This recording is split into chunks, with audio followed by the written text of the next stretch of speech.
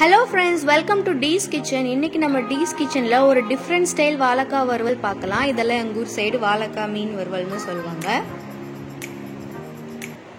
இதுக்கு நம்ம ஒரு மசாலா ஃபர்ஸ்ட் ரெடி பண்ணிக்கலாம்.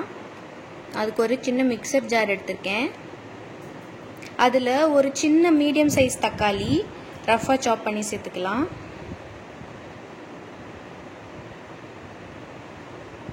அப்புறம் ஒரு 10-15 பல் பூண்டு சேர்த்துக்கலாம்.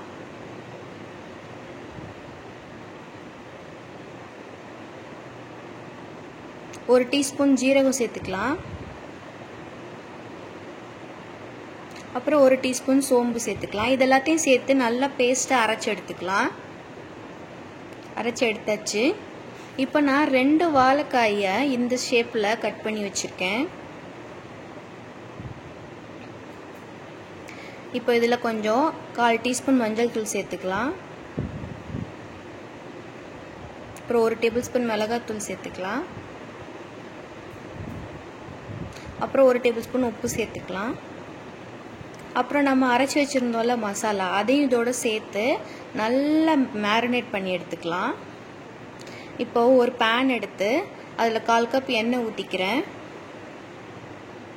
அதில் 1 டீஸ்பூன் கடுகு போட்டு தாளிச்சிக்கலாம். அப்புறம் கொஞ்சம் கருவேப்பிலை சேர்த்துக்கலாம்.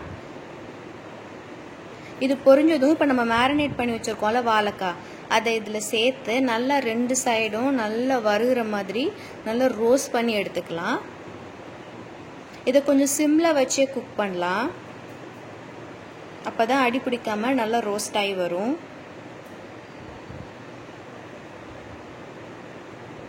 இந்த மாதிரி அப்பப்போ கிளறி விட்டுக்கலாம். பாருங்க ஒரு சைடு ரோஸ்ட் ஆயிடுச்சு. இப்போ நான் அடுத்த சைடு திருப்பி போட்டுக்கிறேன்.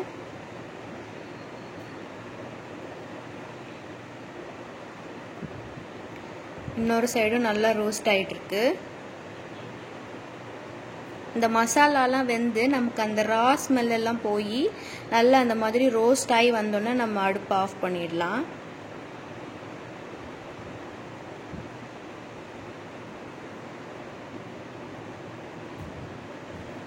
அவ்வளோதான், ரெடி ஆயிடுச்சு.